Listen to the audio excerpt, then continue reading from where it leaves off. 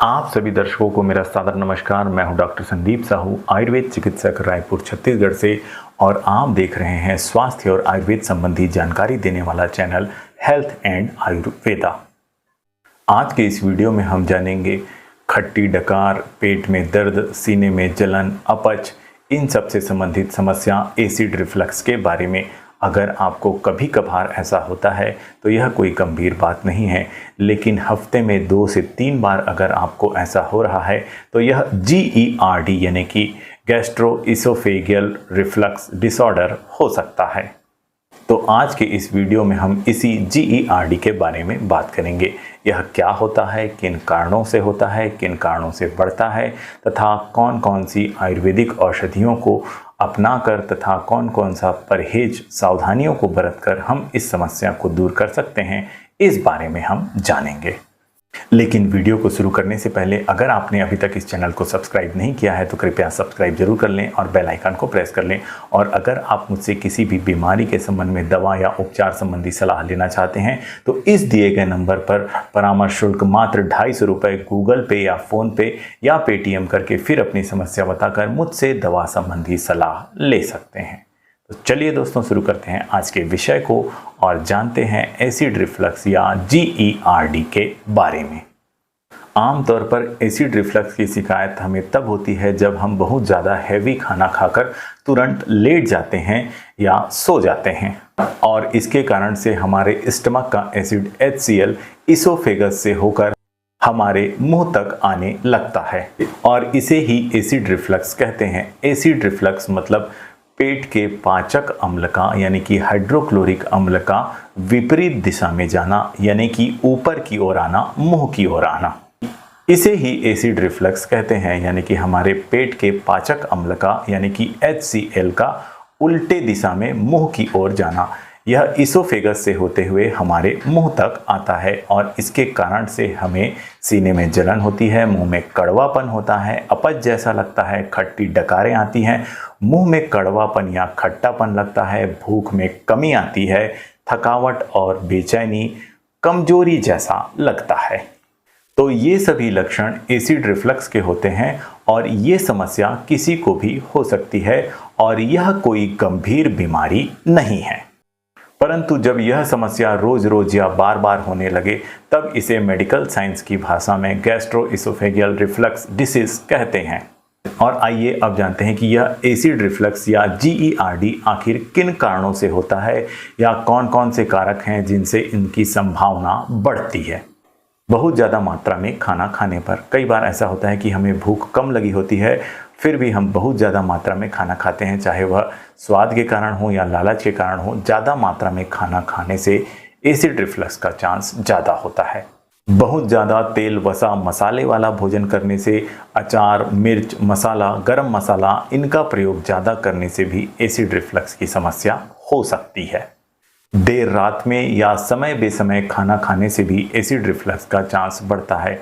इसी प्रकार ज़्यादा मात्रा में चाय, कॉफ़ी पीने से भी एसिड रिफ्लक्स की समस्या हो सकती है, तथा धूम्रपान करने यानी कि बीड़ी सिगरेट पीने से और शराब पीने से भी एसिड रिफ्लक्स का चांस ज़्यादा होता है।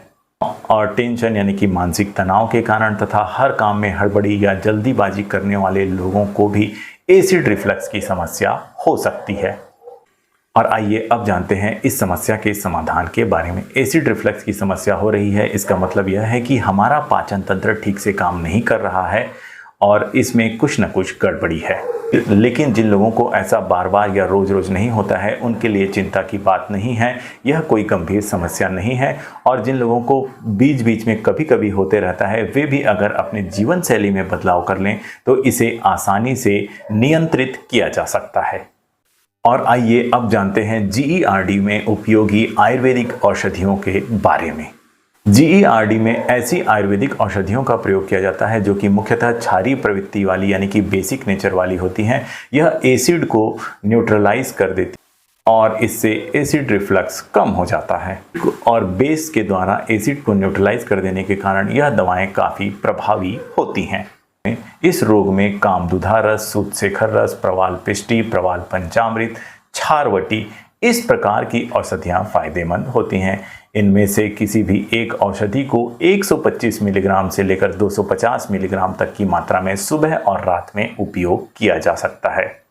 कुमारयासव, चंदनासव, एनाद्यरिस्ट, इन तीनों में से कोई भी एक सिरप को 10 से 20 ml की मात्रा में बराबर मात्रा में ठंडा पानी मिलाकर सुबह और रात में भोजन के पश्चात पीने से एसिड रिफ्लक्स की समस्या में बढ़िया आराम मिलता है। इसके अलावा धूत पापेश्वर कंपनी का अम्ल पित्त मिश्रण, वैद्यनाथ का अम्ल पित्तांतक योग, डाबर का एक्टिव एंटासिड, एलार्जिन कंपनी का टैबलेट सुक्तीन, हिमालय कंपनी का हिमकोसिड या गैसेक्स सिरप, इन कंपनियों के ये सभी सिरप भी एसिड रिफ्लक्स की समस्या में उपयोगी होते हैं। इनमें से भी किसी एक सिरप को 10-10 ml की मात्रा में सुबह और रात में भोजन के बाद या पहले लेना लाभकारी होता है। इसी प्रकार पतंजलि कंपनी का एसिडोग्रिड टैबलेट भी इस रोग में प्रभावकारी होता है और इन दवाइयों का उपयोग उस समय करना चाहिए जब आपको बार बार एसिड रिफ्लक्स की समस्या हो रही है। अगर आपको कभी कभार एसिड रिफ्लक्स की समस्या हो रही है तो जैसा कि मैंने पहले ही बताया, इसे केवल जीवन शैली में परिवर्तन करके ही दूर किया जा सकता है। जैसे कि ज़्यादा मात्रा में तला भुना खाने की बजाय संतुलित और सुपाच्य भोजन करना चाहिए। रात में भी हल्का खाना खाना चाहिए और जल्दी भोजन कर लेना चाहिए। खाना खाने के तुरंत बाद लेटना या सोना नहीं चाहिए और ज़्यादा मात्रा में कॉफ़ी, चाय, इन सब के प्रयोग से बचना चाहिए। इसी प्रकार स्मोकिंग और शराब की आदत को छोड़कर एसिड रिफ्लक्स की समस्या को ऐसे ही प्राकृतिक तरीके से दूर किया जा सकता है। और इसके अलावा अपने भोजन में हरी पत्तेदार सब्जियां, सलाद, फल, इन सभी को अवश्य शामिल करना चाहिए तथा प्रतिदिन कम से कम आधा घंटा योग, आसन, प्राणायाम करने से भी इस समस्या में लाभ मिलता है। तो इस प्रकार ये थी एसिड रिफ्लक्स के बारे में जानकारी तथा इसमें कौन कौन सी दवाइयाँ उपयोगी होती हैं इस बारे में जानकारी। आज के लिए इतना ही। वीडियो को पूरा देखने के लिए धन्यवाद। सर्वे भवन्तु सुखिनः, सर्वे सन्तु निरामया।